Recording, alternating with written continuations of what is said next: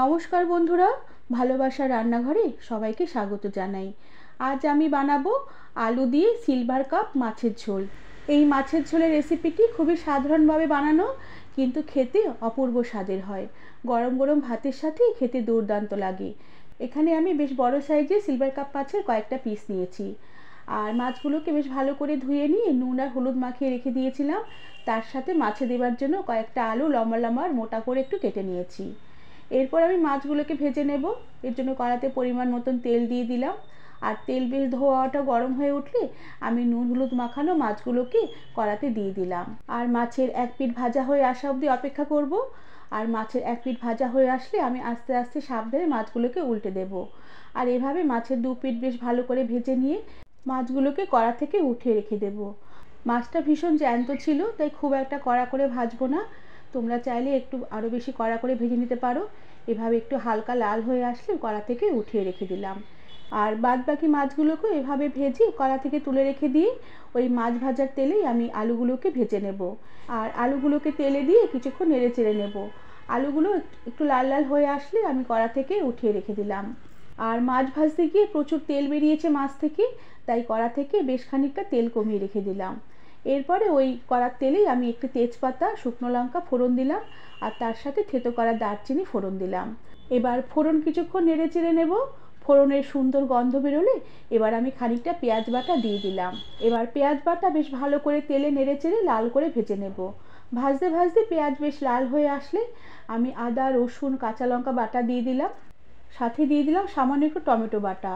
এবার এই মশলাগুলোকে কিছুক্ষণ একটু নেড়ে চেড়ে নেব, মশলার কাঁচা গন্ধটা যাওয়া অবধি। আদা, রসুন, কাঁচা লঙ্কা একটু ভাজা ভাজা হয়ে এলে আমি সামান্য একটু শিলপাটা ধোয়া জল দিয়ে দিলাম। সাথে দিয়ে দিলাম সামান্য ধনের গুঁড়ো, সামান্য জিরের গুঁড়ো দিয়ে দিলাম। সাথে দিয়ে দিলাম সামান্য একটু কাশ্মীরি লঙ্কার গুঁড়ো। তার সাথে ঝালের জন্য দিয়ে দিলাম ঝাল লঙ্কা গুঁড়ো। আর এবার পরিমাণ মতো নুন দিলাম আর পরিমাণ মতো হলুদ গুঁড়ো দিলাম। আর সাথে একটু শাহি গরম মশলার গুঁড়ো দিয়ে দিলাম। আর মশলা এবারে বেশ ভালো করে নেড়ে চেড়ে কষিয়ে নেব। মশলা কষাবার সময় শাহি গরম মশলা গুঁড়ো দিয়ে মশলা কষিয়ে নিলে পরে মাছের ঝোলের একটা অন্য রকমের টেস্ট আসে। আর খেতেও দুর্দান্ত স্বাদের হয়। আর বেশ কিছুক্ষণ মশলা কষিয়ে নেবার পরে মশলা থেকে তেল বেশ সেপারেট হয়ে আসলে এবার আমি ভাজা আলুর টুকরোগুলোকে মশলায় দিয়ে দিলাম। সাথে সামান্য পরিমাণে একটু জল দিয়ে দিলাম।